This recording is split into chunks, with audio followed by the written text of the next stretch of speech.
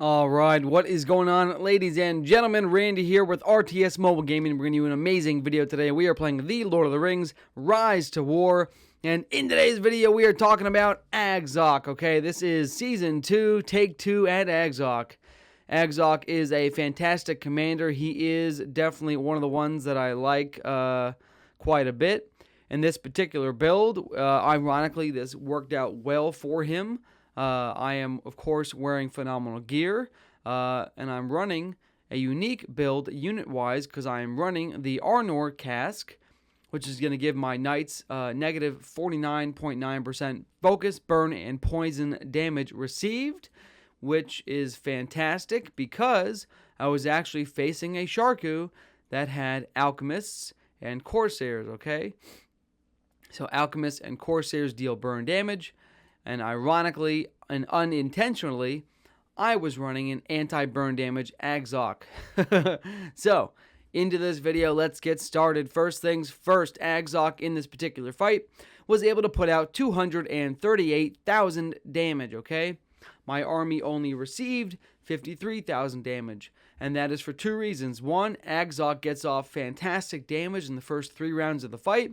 And 2, I have the anti-burn damage helmet on, which completely unintentional, but very effective for this video, okay? Tier 2 cavalry are extremely cheap and quick to train compared to normal cataphracts, and they have the same minus 25% damage between these two abilities from melee units, okay? They just have a little bit lower defense than cataphracts, all right? So, as far as my Agzok build, the equipment-wise, of course, I have the Reckoning, which is fantastic might and speed. Okay, I have the Berserker's Raiment, which is fantastic might. I have this wonderful helmet, which is might and focus and minus burn damage received. And then I have the Wizard's Fireworks, which are very, very important for this build, as Agzok applies, one of his main damage dealers is a bleed that he has to apply in round 1.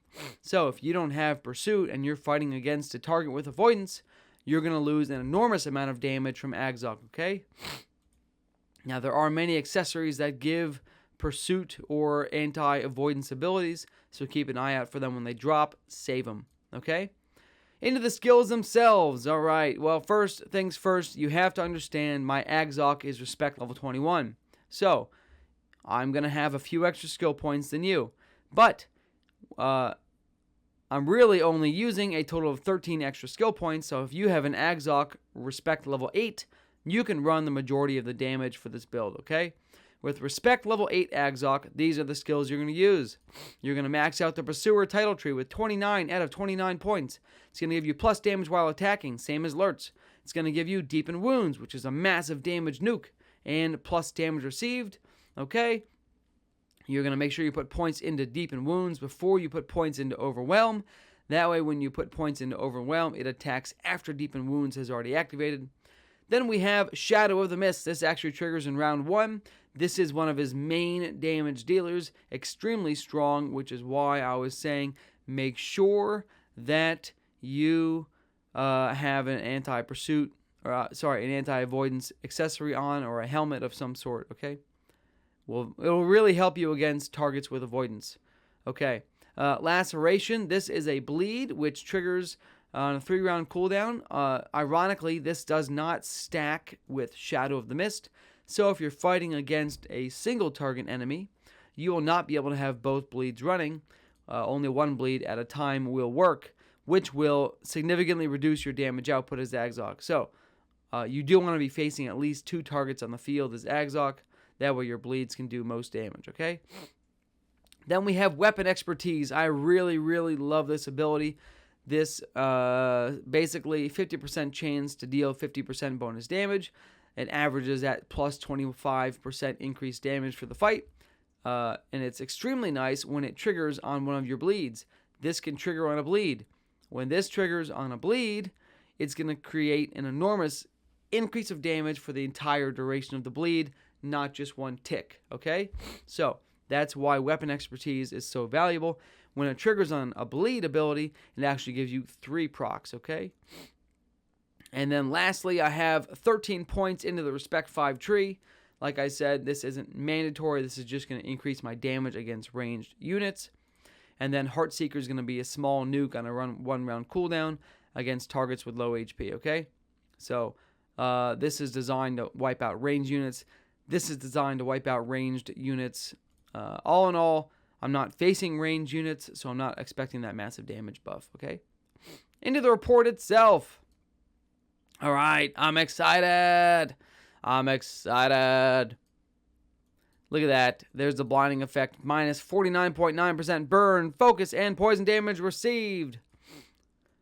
Very good. There's 26% damage buff from Pursuer.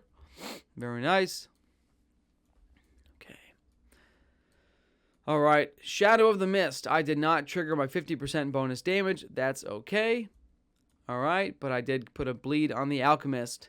And then I did trigger a 50% bonus damage to my auto attack here, 10k damage on the Alchemist, pew pew.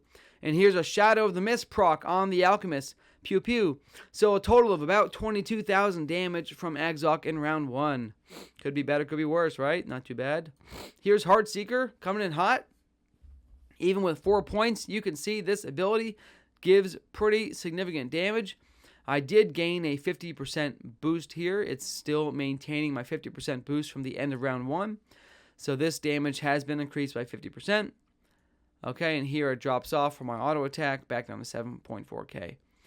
Here is a Shadow of the Mist tick. So now I've done 12 plus 12, 24. I've done about 32,000 damage here in round 2.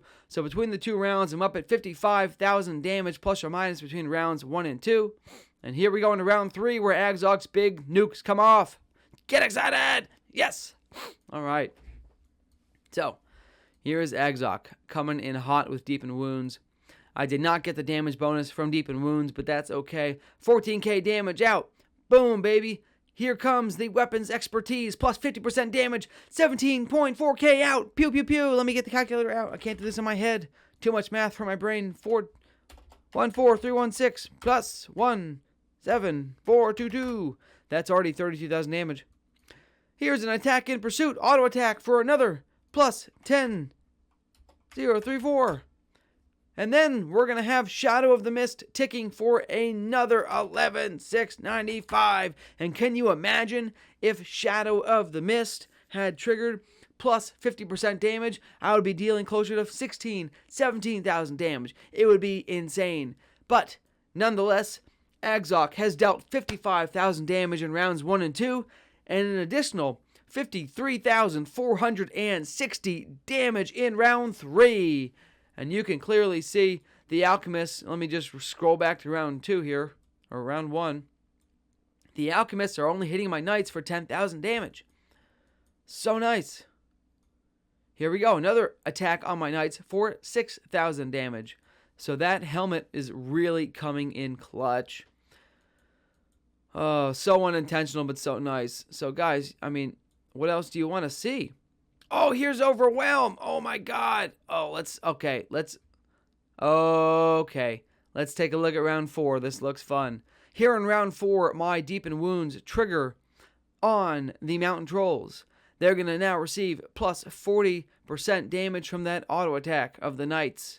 The Knights are going to deal 8,000 damage. Very nice. So the Knights are putting out decent damage. Here's Heartseeker, another 9,000 damage on the Alchemist. No damage proc there. Here comes the auto attack. Woo! Look at that Laceration bleed damage. I must have triggered plus 50% on the Laceration. Let's look at this. We're going to look real quick. You've convinced me to look. Where's Laceration? I'm looking for Laceration. I'm looking for the trigger. This is so exciting. Are you guys excited? I'm so excited. Look for the Laceration. Where is Laceration? Where is Laceration? I don't even know. Did I trigger in round 4? I'm just looking. I'm just confused. There, I did trigger it in round 4. And I did get the 50% damage bonus to Laceration. Okay, let's calc out round 4. So now between rounds 1 through 3, I've done a total of 108,000 damage. Now we're going to figure out how much round 4 is, okay? So here in round 4, we have Agzok Heartseeking 4, another plus 9196 Heartseeker damage there, plus an auto attack for 10104 there, plus an additional laceration tick. This is a bleed, by the way, that ticks 3 times. Another laceration tick for 21651, which is why I said you really have to put points into that weapon expertise ability because it is so nice. It is so nice. And here's an overwhelm for 26,000. Did I keep my bonus? I'm keeping the bonus, I think. I think I still have the bonus. 26,133. Guys, we just put out some crazy damage in round 4. Let me tell you. Rounds 1 through 3 were 108,000. Round 4 was 67,000 damage, guys. That puts our total damage in rounds 1 through 4 at 175,551 damage. Insane. So, if you haven't picked up on it, I'm enjoying the Agzok fight. Now, against range units, keep in mind, I'm going to be getting an additional 18% damage dealt. So, really, I can't wait to actually fight some elves with this guy and punch some range units in the face. All in all, this has been a phenomenal battle. Shout out to Joe Goes with his Sharku here coming into play. Play hard, win hard, get hard. Give me the like and sub. I need help. I know. Give me the like and sub. All right. That was a fun video. I love you long time. Stay tuned for the next one. Randy out.